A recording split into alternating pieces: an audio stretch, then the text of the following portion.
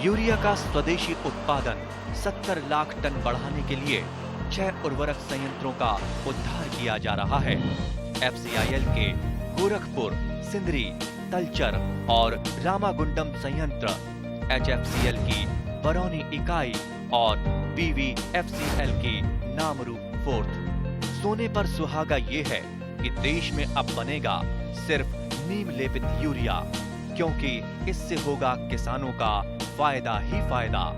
अनाज का उत्पादन 10% तक बढ़ेगा। बढ़ेगी 10 से 15% नाइट्रोजन क्षमता।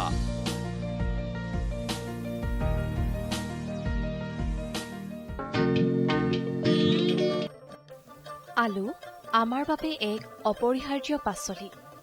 এই আলু ৰান্ধনি ঘৰত থাকিলে ৰান্ধনিয়ে কিবা কৰি হলেও ভাত সাজ ৰান্ধি খুৱাব পাৰে।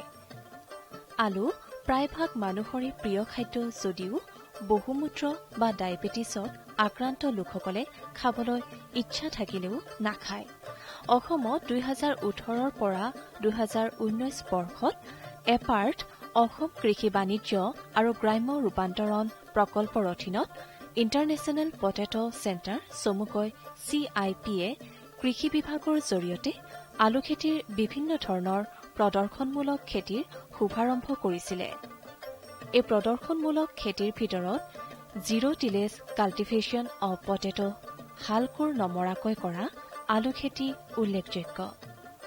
হালকোৰ নমৰাকৈ কৰা আলু খেতিৰ সুবিধাসমূহ হ'ল ধান খেতিৰ পিছত চনপৰা মাটিৰ সঠিক ব্যৱহাৰ, শস্যৰ নিবিদিতা বৃদ্ধি কৰে, অৰ্থাৎ একেডৰা মাটিতে এটাতকৈ অধিক শস্যৰ খেতি কৰে। উৎপাদন ব্যয় হ্ৰাস হয়, কৃষিৰ বাবে সুন্দৰ পৰিৱেশ সৃষ্টি কৰে, জলসিঞ্চনৰ ব্যৱহাৰ কমোৱা বা শূন্য কৰে, কৃষি আয় বৃদ্ধি কৰে, ক্ষুদ্ৰ উপান্ত আৰু মহিলা কৃষকসকলক উৎসাহিত কৰে। এই আলু খেতিৰ পদ্ধতি অতি সহজ। হালকোৰ নমৰাকৈ কৰা আলু খেতিৰ বাবে প্ৰয়োজনীয় সামগ্ৰীসমূহ হ'ল নতুনকৈ গজালি ওলোৱা ৰোগমুক্ত আলুগুটি 3.5 পৰা 4.5 চেণ্টিমিটাৰ আকাৰৰ, পচন সাৰ, কেঁচু সাৰ আৰু অন্য সাৰ, মাটি ঢাকনি বা মালচিঙৰ বাবে ধানৰ নৰা। জিৰ' টিলেজ আলু খেতিত কুফ্ৰি জৌতি আৰু কুফ্ৰি পোখৰাজৰ জাত অধিক উপযোগী। আমাৰ অসমত শালি ধানৰ খেতিৰ পিছত এক ব্যাপক অঞ্চল চন পৰি থাকে, গতিকে এই মাটিত হালকোৰ নমৰাকৈ আলু খেতি কৰিব পাৰে। এই পদ্ধতি অসমৰ আন আন জিলাৰ লগতে দৰং জিলাৰ কৃষকসকলেও, বিশেষকৈ মহিলা কৃষকসকলে আদৰি লৈছে।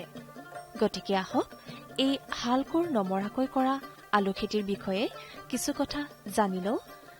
এই বিষয়ে দৰং জিলাৰ শিৱাচাৰ উন্নয়ন খণ্ড এলেকাৰ বাবে নিয়োজিত BTM শ্ৰী শংকৰ নাথে কি কয় শুনো আহক। আমাৰ অসমত এতিয়া দেখা যায় যে ধাননি পথাৰবিলাক যেতিয়া সোণালী হৈ থাকে তেতিয়া দেখিবলৈ বৰ ধুনীয়া শুৱনি হয়, পথাৰখন সোণগুটি লাগি থাকে।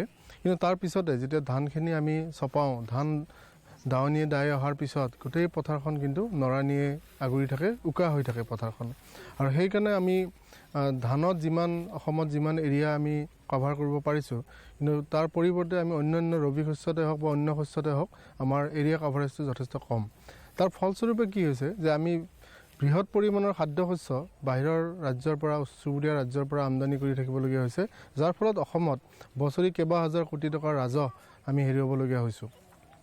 আৰু এই যিটো আমাৰ টকাৰ বহিৰ্গমন ৰাজ্যৰ পৰা বাহিৰলৈ ৰাজ্যলৈ সেইটো ৰোধ কৰাৰ কাৰণে আমাৰ হাতত ৰাস্তা আছে যে এই বৃহৎ নৰাণীবিলাকৰ মাজত থকা যিখন উকা পথাৰ সেই উকা পথাৰখন আমি সেউজীয়া কৰাৰ এটা লক্ষ্য ল'ব লাগে আৰু আজি সেই বিষয়ে আমি আলোকপাত কৰিব বিচাৰিছোঁ কৃষক ৰাইজৰ লগত যে আমি সেই পথাৰখন যদি আমি উকা পথাৰখন সেউজীয়া কৰিবলৈ লাগে তেতিয়াহ'লে আমি সকলোৱে সংকল্প ল'ব লাগিব খেতি কৰাৰ কাৰণে আৰু এটা খেতিয়ে নহয় বছৰত ৩-৪টা খেতিলৈকে আমি একেদৰে মাটিতে কৰাৰ এটা সংকল্প ল'ব লাগিব আৰু ঠিক তেনেকুৱা এটা সহজ কৃষি পদ্ধতি হৈছে আলু খেতি এতিয়া আলু খেতি বুলি কওঁতে আমি প্ৰথমতে চবৰে মনতে আহে যে আমি ওখ মাটি বা ঠিক তেনেকুৱা মাটিতহে আমি আলু খেতি কৰিব পাৰোঁ কিন্তু আমি যদি নতুনকৈ চিন্তা কৰোঁ যে আমি ধান খেতি কৰা মাটিত ধান চপোৱাৰ পিছতো আমি আলু খেতি কৰিব পাৰোঁ আৰু সেই খেতিটো সম্পূৰ্ণভাৱে কোনো ধৰণৰ হাল কোৰ নোবোৱাকৈ কৰিব পৰা এটা খেতি যাক আমি ইংৰাজীত জিৰ' টিলেজ পটেটো কাল্টিভেশ্যন বুলি কওঁ অসমীয়াত ক'লে হ'ব যে হাল নোবোৱাকৈ কৰা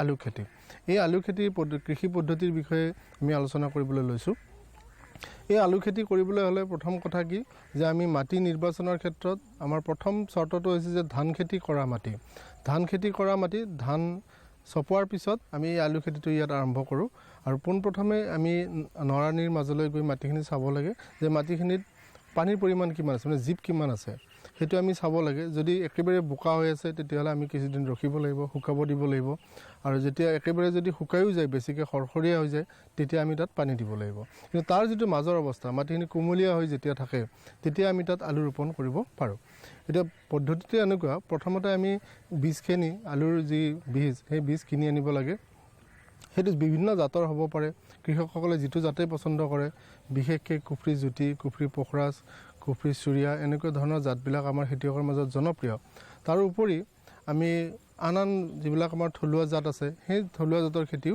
এই কৃষি পদ্ধতিত কৰিব পাৰোঁ এতিয়া আলুৰ বীজখিনি ভালকৈ অংকুৰণ হ'বলৈ এৰিব লাগে অংকুৰণ হোৱাৰ পিছত আমি সেই আলুৰ বীজখিনি পাৰিলে শোধন কৰিব লাগে গতিকে শোধন কৰিবলৈ হ'লে যিকোনো ভেঁকুৰনাশক ঔষধত আমি এই আলুখিনি শোধন কৰি ল'ব পাৰোঁ তাৰপিছতে আমি মূল পথাৰত আলুখিনি প্ৰায় 55 চেণ্টিমিটাৰ দূৰে শাৰী বনাই আৰু 20 পৰা 25 চেণ্টিমিটাৰ মূৰে আলুসমূহ এটা আলুৰ পৰা আনটো আলুৰ ব্যৱধান ৰাখি আলুখিনি আমি পথাৰত এই গোটা মাটিৰ ওপৰতে থৈ যাব লাগে সাৱধান হ'ব লাগে আলুখিনি পুতি দিব নালাগে বা হেঁচি দিব নালাগে যাতে আলুৱে আঘাত নাপায় আলুখিনি মাটিৰ ওপৰতে শাৰীকৈ থৈ যোৱাৰ পিছত তাৰ ওপৰত আমি ভালদৰে শুকোৱা পচন সাৰ আলুখিনিৰ ওপৰত একাজলিকৈ দি যাব লাগে আৰু তাৰ পিছতে আলুখিনিৰ সেই পচন সাৰৰ ওপৰত পচন সাৰৰ ছাইডত আলুটো স্পৰ্শ নকৰাকৈ আমি ৰাসায়নিক সাৰখিনিও প্ৰয়োগ কৰিব পাৰোঁ ৰাসায়নিক সাৰ আমি দিব পাৰোঁ ইউৰিয়া ছিংগল ছুপাৰ ফছফেট আৰু মিউৰেট অফ পটাছ সাৰ এই সাৰখিনি আমি আলুৰ পৰা 3 বা 4 ইঞ্চি দূৰত পৰাকৈ ছটিয়াই দিব লাগে বা ঘূৰণীয়াকৈ চাৰিওফালেও দিব পাৰোঁ এই সাৰখিনিৰ অনুমোদিত হাৰত আমি দিব পাৰোঁ এনেধৰণে যে প্ৰতি বিঘা মাটিৰ কাৰণে আমি ইউৰিয়া সাৰ দিব পাৰোঁ 12 কেজি ছিংগল ছুপাৰ ফছফেট সাৰ দিব পাৰোঁ আমি প্ৰায় 35 কেজি আৰু পটাছ সাৰ দিব পাৰোঁ আমি প্ৰতি বিঘা মাটিত 9 কেজি ইয়াৰ লগতে আমি অধিক উৎপাদন আৰু আমাৰ গুণগত মানদণ্ড বঢ়োৱাৰ কাৰণে আমি প্ৰতি বিঘা মাটিত প্ৰায় 1.5 কেজি জিংক ফছফেট দিব পাৰোঁ এইখিনি সাৰ তাৰ মাজত দিয়াৰ পিছত আমি এই গোটেই আলু ৰোৱা হোৱাৰ পিছত আমি নৰাৰে ঢাকি দিব লাগে আমি নৰাখিনি ঢাকি দিওঁতে সাৱধান হ'ব লাগে এইটো কথা যাতে নৰাৰ যিটো আমাৰ প্ৰস্থ বা ডাঠ সেইটো কম বেছি হ'ব নালাগে আমি নৰাখিনি আমি হেঁচি দিয়াৰ পিছত প্ৰায় 6 ইঞ্চি নৰাৰ ডাঠ আমাৰ প্ৰস্থ আমাৰ থাকিব লাগে আৰু হেঁচি নিদিওঁতে প্ৰায় 1 ফুটৰ 8 ইঞ্চি বা 1 ফুট থাকিলে আমাৰ কাৰণে সুবিধাজনক হয় নৰা কম হ'লেও আলু উৎপাদন হ'ব কিন্তু তাত সমস্যাটো হৈছে যদি নৰাটো বেছি কম হয় তেতিয়াহ'লে সূৰ্যৰ ৰশ্মিটো পোনপটীয়াকৈ আলুবিলাকৰ ওপৰত পৰিব আৰু তেতিয়া উৎপাদিত আলুখিনি সেউজীয়া ৰঙৰ হ'ব যিটো আমাৰ খোৱাৰ কাৰণে অনুপযোগী হৈ পৰিব গতিকে কৃষক ৰাইজে এই নৰা দিয়াৰ ক্ষেত্ৰত সাৱধান হ'ব লাগে যাতে উপযুক্ত প্ৰস্থটো মেইনটেইন কৰি পেলাই আমাৰ নৰাখিনি দিয়া হয় হালকোৰ নমৰাকৈ কৰা আলু খেতিৰ প্ৰদৰ্শনমূলক খেতি চাবলৈ আমি গৈছিলোঁ দৰং জিলাৰ নিজ শালমৰা গাঁৱলৈ চিপাজাৰ এগ্ৰ এণ্ড প্ৰডিউচাৰ কোম্পানীয়ে এইবাৰ হালকোৰ নমৰাকৈ আলু খেতি কৰিবলৈ লৈছে আমি লগ পাইছিলোঁ শ্ৰীযুত পদুমনাথ দীপকনাথ পদুমনাথ কনিষ্ঠক কুফ্ৰি পোখৰাজৰ অতি সুন্দৰভাৱে গজালি ওলোৱা আলুবোৰ ৰুবলৈ ধৰিছে এই কাৰ্যসূচীত অংশগ্ৰহণ কৰা কৃষকসকলৰ হৈ শ্ৰী পদুমনাথে নিজৰ অভিজ্ঞতাৰে কি কয় শুনো আহক। আপোনাৰ কিমান সদস্য আছে? আমাৰ এটা এফআইজিত 20 গৰাকীকে আছে। আচ্ছা, আমি দেখিছোঁ আপোনালোকে হালকোৰ নমৰাকৈ যিটো খেতি জিৰ' টিলেজ পটেটো কাল্টিভেশ্যন বুলি কয়, আপোনালোকে কি আঁচনি ক'ৰ পৰা পাইছে আপোনালোকে? এইটো আমি অসম চৰকাৰৰ কৃষি বিভাগৰ এপাৰ্ট আত্মাৰ পৰা পাইছোঁ। আচ্ছা, আপোনালোকে এতিয়া কিমান কেনেকৈ কৰিলে, আপোনাৰ খেতিটো কেনেকৈ কৰিব লাগে, কেনেকৈ কৰিলে আপোনালোকে? এইটো আমাক প্ৰশিক্ষণ দিছে আমাৰ চিপাঝাৰ ব্লকৰ BTM সন্মানীয় শংকৰনাথ ছাৰে আমাক প্ৰশিক্ষণ দিছে কেনেকৈ ৰুব লাগিব, আৰু সেইমতে ৰুইছোঁ আমি। আপোনালোকে এতিয়া ধৰি লওক কিমান কিমান কিমান 1 বিঘা হ'বনে কিমান হ'ব? আমাৰ একচুৱেলি ইয়াতে আমাক 3 বিঘা মাটিৰ কাৰণে দিছে। ইয়াত আমাৰ 2 বিঘা হ'ব আৰু 1 বিঘা খলিহৈ গাঁৱত আছে। 3 বিঘা মাটিৰ কাৰণে পাইছোঁ আমি। আপুনি কেনেকৈ কৰিছে কওকচোন? আমি এইটো কৰিছোঁ, প্ৰথমতে হ'ল হাল বাব নালাগে, নৰাটো কাটিব লাগিব, আৰু শাৰীবিলাকৰ ডিষ্টেঞ্চটো এটা শাৰীৰ পৰা আনটা শাৰীৰ ডিষ্টেঞ্চ আমি 55 চেণ্টিমিটাৰ দিছোঁ, এটা শাৰীৰ পৰা আনটা শাৰীলৈকে। মানে মেক্সিমাম আমাক কোৱা মতে 2 ফুট দিব পাৰি, আমি 5 চেণ্টিমিটাৰ কমাই দিছোঁ 55 চেণ্টিমিটাৰ এটা শাৰীৰ পৰা এটা শাৰীলৈকে। আৰু এটা আলুৰ পৰা এটা আলুলৈকে ডিষ্টেঞ্চ একচুৱেলি মেক্সিমাম দিব লাগে 1 ফুট, আমি 25 চেণ্টিমিটাৰ দিছোঁ, মিনিমাম 25 চেণ্টিমিটাৰ দিব পাৰোঁ, আমি 25 চেণ্টিমিটাৰ দিছোঁ। আৰু নৰাটো আপোনালোকে নিজে কাটিছে নে? নিজে কাটিছোঁ, নৰাটো নিজে কাটিছোঁ। তাৰপিছত আলুটো দি পেলাই তাৰ ওপৰত আমি পচন সাৰ আৰু পচন সাৰটোৰ লগত আমি কেঁচু সাৰ মিহলি কৰিছোঁ, কৰি আমি আলুটোৰ ওপৰত দিছোঁ, আলুটো ঢাক খোৱাকৈ। আৰু তাৰপিছত অলপ চাইডে অকণমান প্ৰডাকশ্যনটো বেছি পোৱাৰ আশাত আমি অকণমান কেমিকেল ইউজ কৰিছোঁ, ইউৰিয়া, পটাছ আৰু DAP। আচ্ছা, আপোনালোকে কেই ইঞ্চিকৈ দিছে নৰাটো? নৰাটো মোটামুটি আমাৰ ইয়াত প্ৰায় ওখ নেহেছিলে 1 ফুটতকৈ বেছি আছে মাটিৰ পৰা, হয়, আৰু হেঁচা মাৰি দিলে প্ৰায় 8 ইঞ্চিমান থাকিব। আচ্ছা, আপোনালোকে এইটো দেখিছে আগতে, এইটো খেতি দেখিছে নাই? নাই, আমি আগতে দেখা নাছিলোঁ, এইটো এবাৰ প্ৰথম। আচ্ছা, আপোনাৰ হ'বনে খেতিটো? আশা কৰিছোঁ হ'ব বুলি, কাৰণ আমি 5 দিন আগতে ৰুইছিলোঁ আলু, তাত আমি দেখিছোঁ এতিয়া আলুৰ পৰা গজালি মেলিছে, প্ৰায় ইমানখিনি ওলাইছে। আচ্ছা, গতিকে সেই আলুটো দেখি পেলাই আমাৰ আশা হৈছে, আৰু আলুটো দেখিয়ে আমাৰ আলুৰ যিটো কোৱালিটি পোখৰাজ দিছে, এইটো আমাৰ ভেৰাইটিটো পোখৰাজ দেখি এটা অনুমান কৰিছোঁ যে আলুটো যথেষ্ট ভাল, আৰু চাইজটো আমাৰ বহুত পচন্দ হৈছে, আলুৰ যিটো চাইজ। আৰু আপুনি বেলেগত যোৱা বছৰতো ইয়াতে 2 বছৰ 3 বছৰ ধৰি কৰি আছে, আপুনি চাব গৈছিল নেকি আগতে? নাই, মই এইটো চোৱা নাছিলোঁ, কিন্তু মই তাৰ আলু লগা গছ, আলু দেখা পাইছোঁ, আৰু বাকী তেনেকুৱা বস্তুৰ ভিডিঅ'ত দেখা পাইছোঁ, আৰু কৃষকসকলক লগো পাইছোঁ, কিন্তু ডাইৰেক্ট দেখা নাই আমি। আচ্ছা, আপুনিতো ধৰক আমাৰ বহুতো এনেকুৱা নৰা চৰা বা এনেকৈ থাকে, আমাৰ খেতিয়কসকলক কি আহ্বান জনাব আপুনি? মই এইটো আহ্বান জনাম যে আমাৰ আলু খেতি 2 কঠা, মেক্সিমাম মানুহবিলাকে 1 কঠা 2 কঠা মাটি খেতি কৰে, প্ৰায় 10 চাহৰ পৰা 12 চাহ হাল বায়। এচাহত যদি আমি 250 টকাকৈ ধৰোঁ, প্ৰায় 3000তকৈ বেছি টকা হাল বাওঁতে যায়। 1 নম্বৰ এটা হাল বোৱা খৰচটো কমিল। 2 নম্বৰ, আলু নিৰণি কৰাটো এটা বিৰাট ডাঙৰ সমস্যা। বন বাদ গোহালি তাত মাটি দিয়া, 2বাৰ 3বাৰ মাটি দিব লাগে, এইটো এটা বহুত ডাঙৰ কষ্টকৰ কাম। গতিকে 1 বিঘা মাটিত আমি তেনেকুৱাকৈ হাল বাই খেতি কৰিবলৈ হ'লে খৰচটো বহুত বাঢ়িবই, আৰু বাকী মেন লেবাৰটো বহুত লাগিব। গতিকে 2টা বস্তু আমি কম পাইছোঁ ইয়াত। আৰু 3 নম্বৰ কথাটো হ'ল, আমি এই খেতিটো কৰিবৰ কাৰণে 1 কুইণ্টেল আলু কিনিবলৈ প্ৰায় 3,500 টকা লাগিব, 3200 3,500। গতিকে আমাৰ কৃষকসকলে আলু যদি ইমানখিনি কিনি পেলাই কৰিব নোৱাৰে।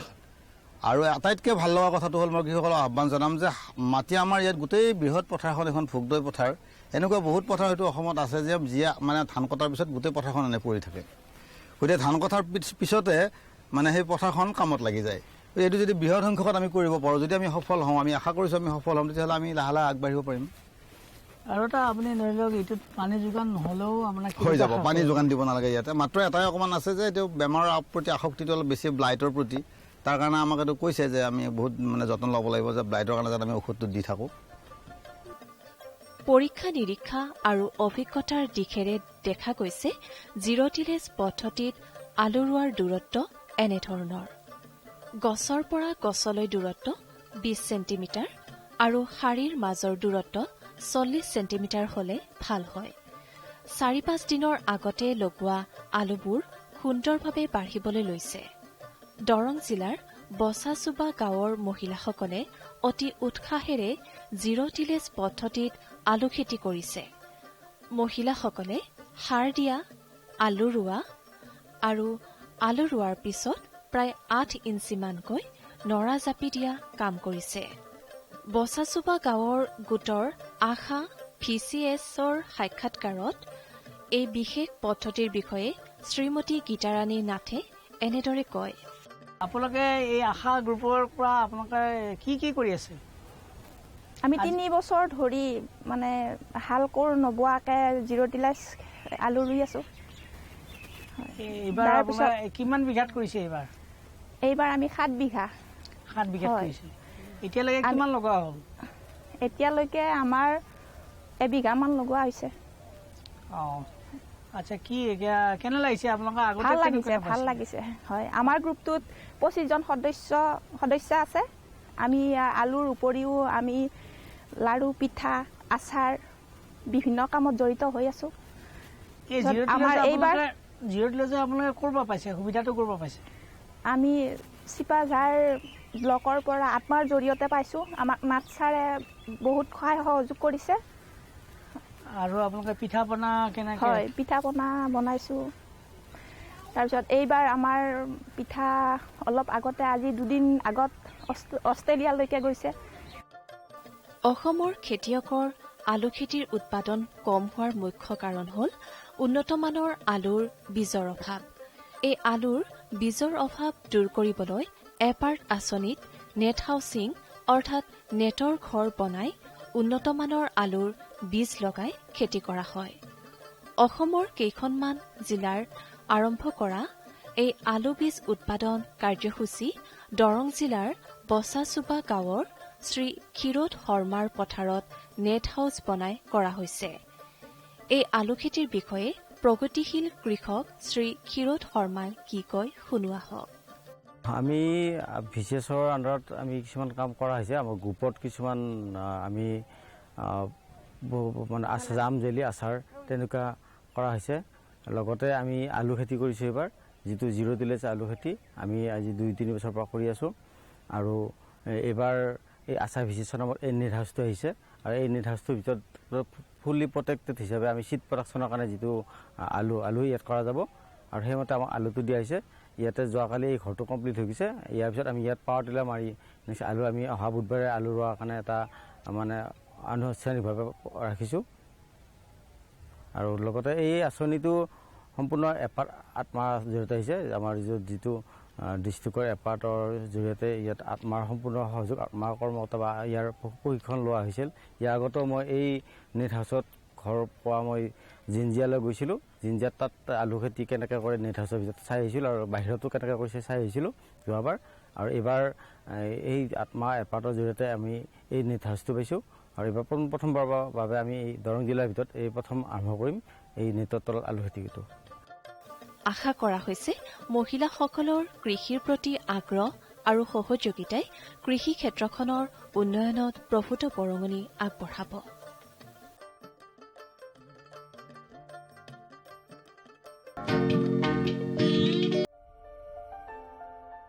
ভাৰত চৰকাৰৰ প্ৰতিটো প্ৰয়াস কৃষকৰ প্ৰগতিত দি আছে এটা নতুন বিশ্বাস।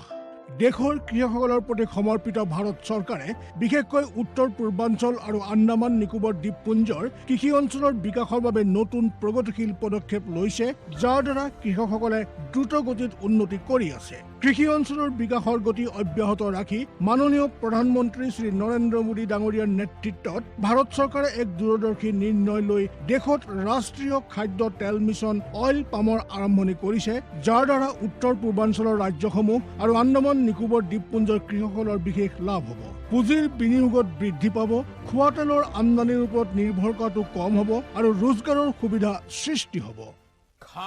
খোৱা তেলত আত্মনিৰ্ভৰশীলতাৰ বাবে এতিয়া ৰাষ্ট্ৰীয় খাদ্য তেল মিছন অইল পামৰ সংকল্প লোৱা হৈছে। নৰ্থ ইষ্ট আৰু আন্দামান নিকোবৰ দ্বীপপুঞ্জ এনেকুৱা অঞ্চল য'ত সহজে পামৰ খেতি কৰিব পৰা যায়। পাম অইলৰ উৎপাদন হ'ব পাৰে। এই মিছনৰ অধীনত অইল পামৰ অঞ্চল আৰু উৎপাদন বঢ়োৱাত জোৰ দিয়াৰ বাবে চৰকাৰে 11,000 কোটি টকাৰো অধিক সাহায্য ৰাখি নিৰ্ধাৰিত কৰিছে। মিছনৰ অধীনত চৰকাৰে অইল পামৰ খেতিৰ বাবে ৰোপণ আদিৰ সহায়ত বৃদ্ধি ঘটাই পূৰ্বতে পাবলগীয়া প্ৰতি হেক্টৰত 12,000 টকাৰ পৰা বঢ়াই প্ৰতি হেক্টৰত 29,000 টকা কৰি দিছে। পুলি ৰোপণ সামগ্ৰীৰ অভাৱ দূৰ কৰাৰ বাবে বীজৰ উৎপাদন কৰাৰ বাবে বাগিচাকো সাহায্য প্ৰদান কৰা হ'ব, যাৰ অধীনত প্ৰতি হেক্টৰ ক্ষেত্ৰফলৰ অইল পামৰ উদ্যানৰ বাবে 1 কোটি আৰু নাৰ্চাৰী বিকাশৰ বাবে 50 লাখ টকাৰ ব্যৱস্থা আছে। 30 বছৰীয়া পুৰণা বাগিচাৰ পুনৰুদ্ধাৰৰ বাবে প্ৰতি পুলিত 250 টকাৰ এককালীন অনুদান দিয়া হ'ব। উত্তৰ পূৰ্বাঞ্চল আৰু আন্দামানৰ বিশেষ সাহায্যৰ অধীনত তাৰ অঞ্চলৰ গাঁথনি, জলবায়ু আৰু অন্য পৰিস্থিতি অনুসৰি বিভিন্ন দিশত যেনে হাফ মুন টেৰেছত প্ৰতি হেক্টৰত 4,000 টকা, জেওৰা, বায়'ফেন্সিং তথা লেণ্ড ক্লিয়াৰেন্সৰ বাবে প্ৰতি হেক্টৰত 7,000 টকা আৰু একত্ৰিত খেতিৰ বাবে প্ৰতি হেক্টৰত 10,000 টকাৰ ব্যৱস্থা আছে। প্ৰাৰম্ভিক 4 বছৰৰ সময়ত ৰক্ষণাবেক্ষণ আৰু অন্তৰ ফচলৰ বাবে প্ৰতি হেক্টৰত 50,000 টকাৰ ব্যৱস্থা আছে। কৃষকৰ বাবে ৰোজগাৰৰ সুবিধা সৃষ্টি কৰা আৰু উদ্যোগসমূহক উদগনি জনোৱাৰ বাবে 5 মেট্ৰিক টন প্ৰতি ঘণ্টা ক্ষমতাযুক্ত নতুন পাম অইল মিছনৰ প্ৰতি গোটৰ বাবে 5 কোটি টকালৈকে অনুদানৰ ব্যৱস্থা আছে আৰু ক্ষমতাত বৃদ্ধি পালে অতিৰিক্ত ধনৰাশিৰো বিকল্প আছে।